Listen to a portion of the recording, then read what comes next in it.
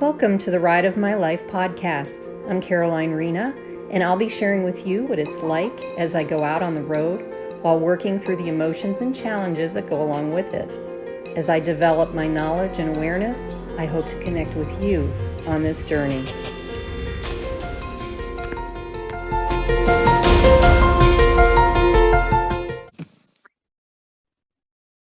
Hey everyone, I'm Caroline Rena. Welcome to the Ride of My Life podcast. This is episode 12, I think.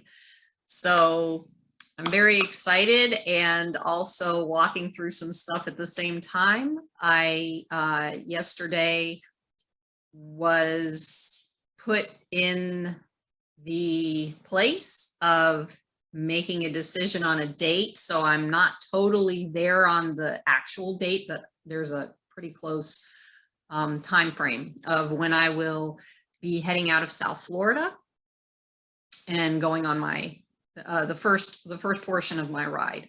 So I'm excited, I'm nervous, I'm all over the place, as you can imagine, and walking through experiences and lessons all at the same time. So today is a day of experiencing this probably real time. So just bear with me on this conversation because I am kind of working through it. I'm pretty much all the way through this part of what's going on, but there's still pieces of it that I haven't really connected with yet, only because I haven't experienced today yet. And I'll explain that in a moment. But so just to give you an understanding, I really have a deep knowing and of what is going on with this process of going on the road.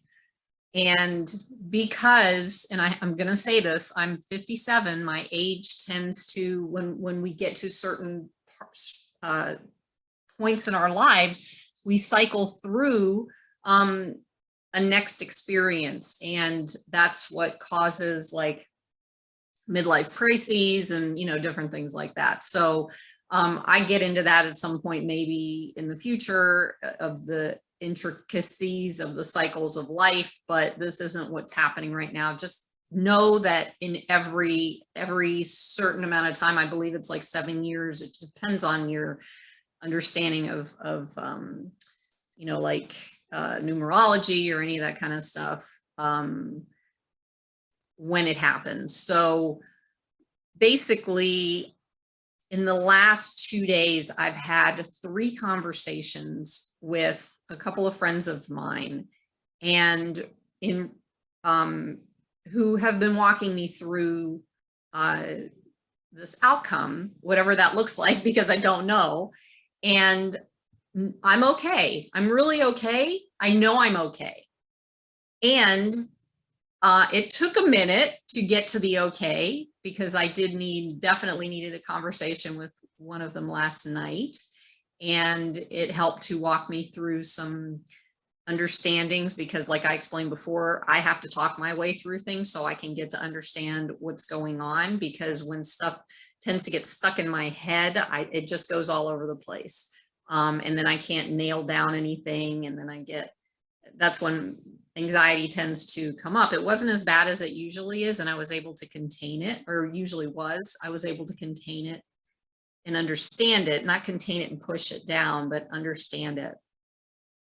So anyway, I'm feeling much better and able to do this morning. I didn't get a whole lot of sleep last night, but that was just part of this, the things that I'm doing and working towards getting ready, even physically getting ready, with the pictures and all that type of thing. So y'all know about that already. I'm not going to get into that anyway.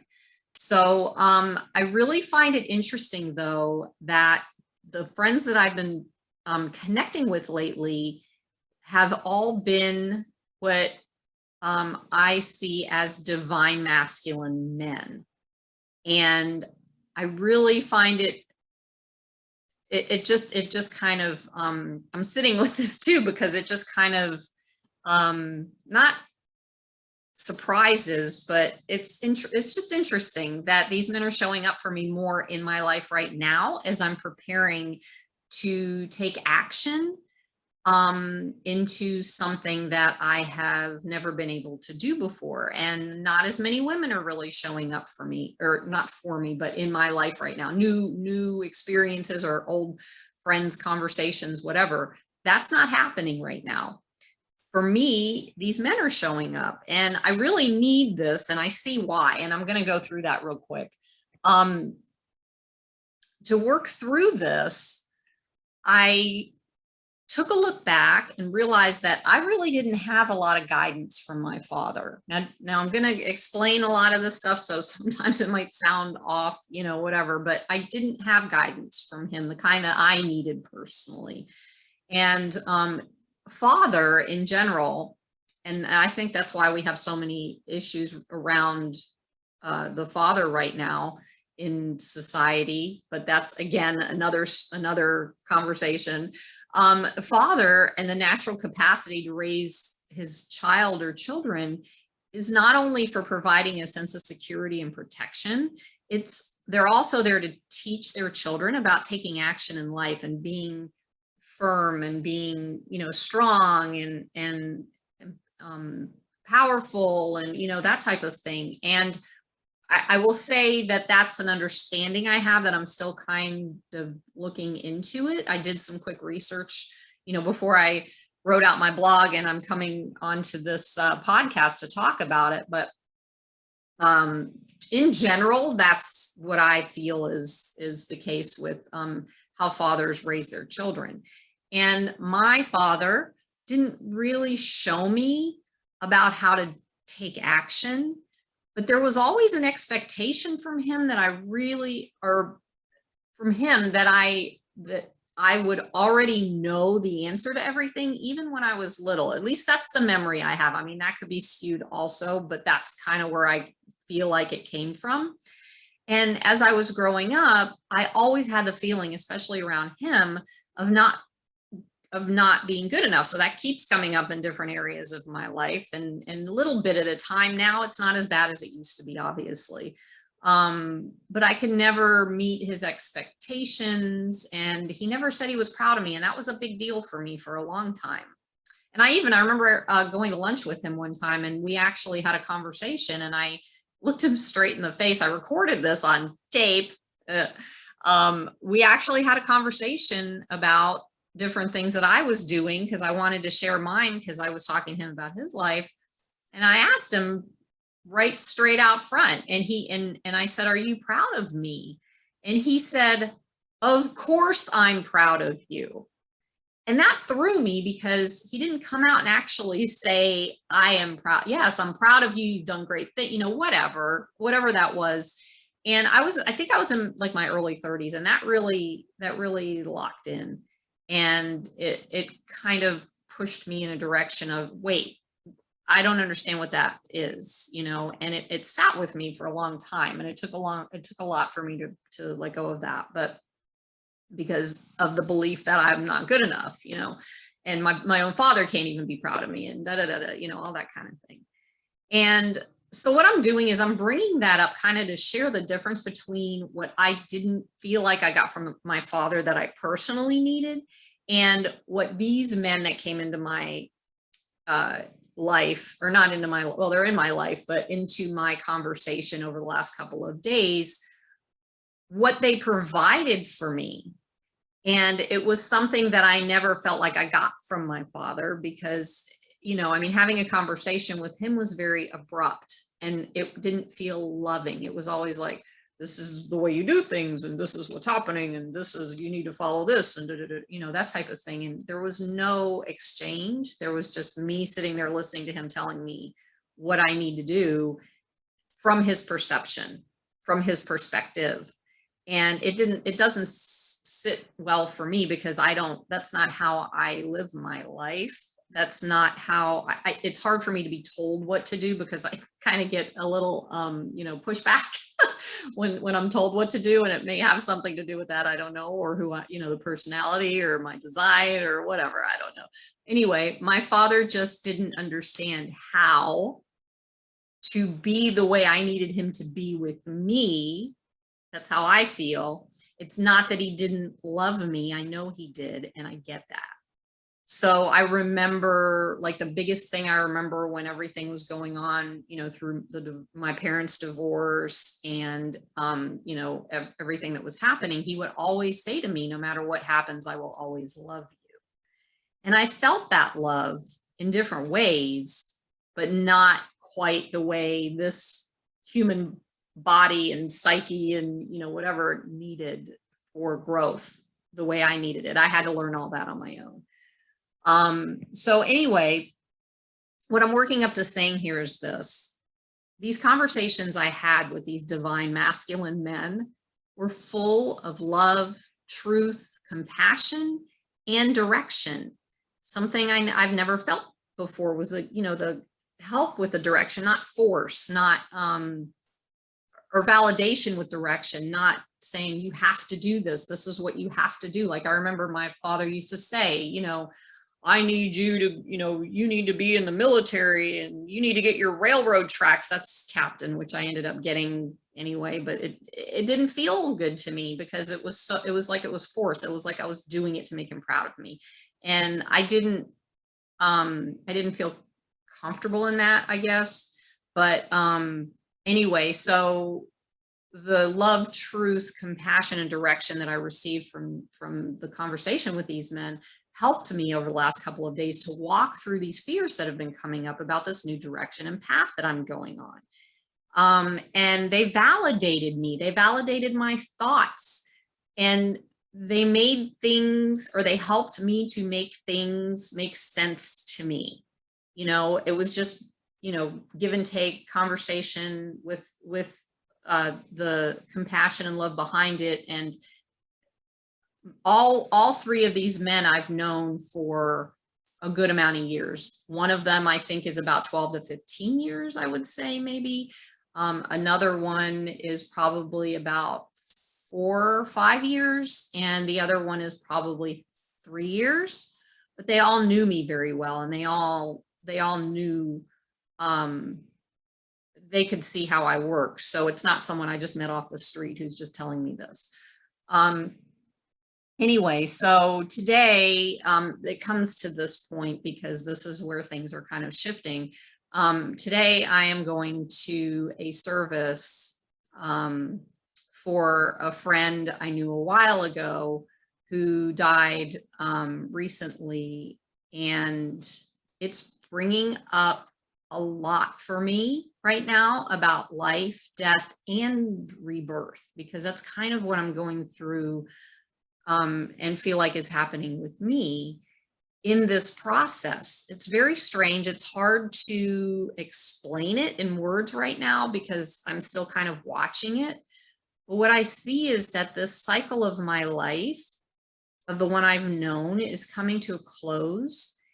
And it's kind of hard for me to say this, but I'm going to because it's part of this process. It's almost like, in a lot of ways, I feel like I'm dying to the old me. I don't even really know who she was anymore. I mean, I know her. I know she was scared, and I know she was traumatized, and I know she was, I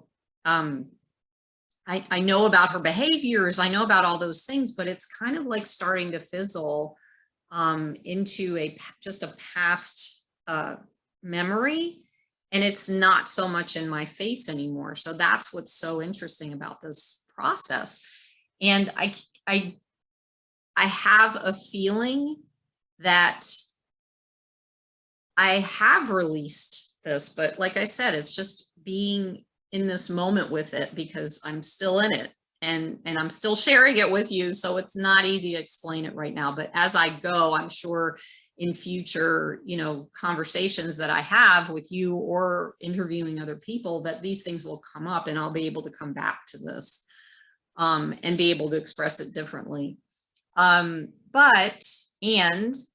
what I also know that it involves a deep love and compassion for me, my inner little girl, and life itself. And that's different. I've never spoken like this before. So this is way different than anything that I've ever experienced before in my life. And that's what it feels like right now. And dying to the old version of me is also bringing me more and more into freedom, like I've talked about. And I really can honestly say that out loud, because it feels freer and freer every time I let go of something. It feels like there's more room. It feels like I'm expanding. It feels like there's an expansion within, and, extending myself. Again, it's nothing I've ever experienced before in my life. So this is interesting. It's cool. It's interesting, and it's not the easiest thing to walk through, and I'm doing it, and I'm really proud of myself, and I don't need my dad anymore to tell me he's proud of me, because I can say that. And that's actually bringing tears to my eyes, because that's like what I call a soul recognition. I recognize that I'm able to do that now. And this is really powerful, and I'm glad to be doing this in the moment. And so this trip that I'm about to embark on, as I go into the cold of West Virginia from the warm of Florida, beautiful time of year in Florida. This is what everybody, they come down here during this time of year, to include me. And you experience this time down here, you're like, oh my God, I got to move down here. And that's what I think happens. So it's this time of year, usually, I think that contributes to the influx of people coming in or coming down here. But I'm leaving the beauty of the weather, and I'm going to back into snow, more than likely, and basically hibernating, working with my friend in our work together, and healing into the next chapter of my life. And this is really, really teaching me a lot. And I feel like I'm a very short way of breaking out of my chrysalis, and the butterfly is about to come forth, and I can feel it. And I also know still, even when I've learned about butterflies, I watched a video one time where a butterfly broke out of the chrysalis, and somebody actually touched the butterfly in hoping that they could help. I don't remember if it was an adult or a child, but in hoping they could help the butterfly to fly. And you can't do that with a butterfly, because when it breaks out of the chrysalis, it has like this mucusy kind of stuff on its wings, and it actually has to kind of dry its wings out before it starts to fly.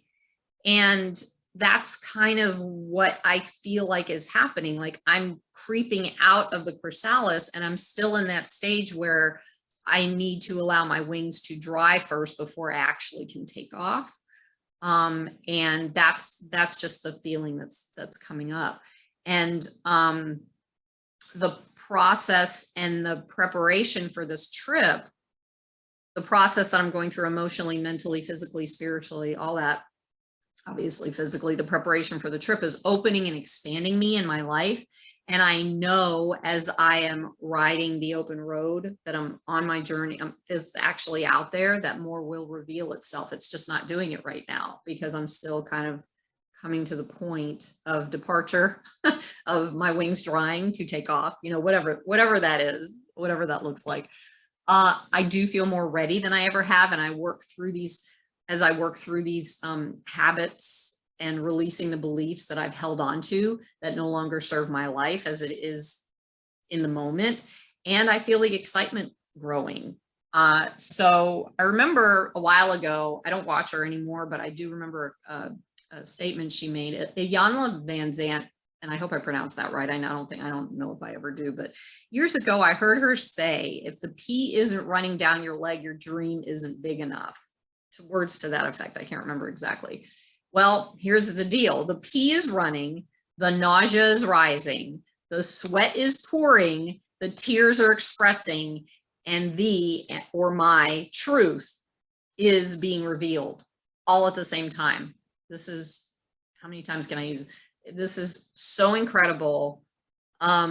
It's like blowing my mind, for lack of better ways to say it. And everything that I've gone through and walked through and cleared from, and with the help, obviously with the help of, coaches and therapists and friends and, whatever, it's bringing me to this place of an understanding and a knowing of this. And that's the reason I'm sharing it with you. It's not like, I'm not a gloater And if what I say sounds like that, that's not the intention I'm putting out there. It's more that it's something, if I can do this after everything that I walk through in my life or been through in my life, that there is possibility out there for anyone. And that's what the biggest thing about this is. And this ride is important to me because of what I've gone through in my life with trauma, and being able to walk through this portion of it is monumental for me personally. And like I said, I also believe that as I do this, I can become a role model for other people to show that no matter what you've gone through in your life, there is healing and peace, love, and joy to find and receive on the other side. It's happening, it's like just blowing my mind. I don't know. Anyway, so wow. Final preparations are happening right now, as it looks like my departure is within the first 10 days of the new year. That's imminent. And that's what came up yesterday. And I'll just keep you posted as things progress. And I just want to say this. We are truly all one. When I talk about others, I'm speaking in reference to connection with other people. I'm not speaking in reference to what we all feel separate. A lot of us feel separated, and we're put on this earth, I feel, to learn how to reconnect with a higher power, with other people, with ourselves, especially with the truth about who we are. And so that's why I believe that we are all truly one, because we all have the same planet we live on. We all breathe the same air. We all, connect in different ways. We all are here for each other. At least that's the intention.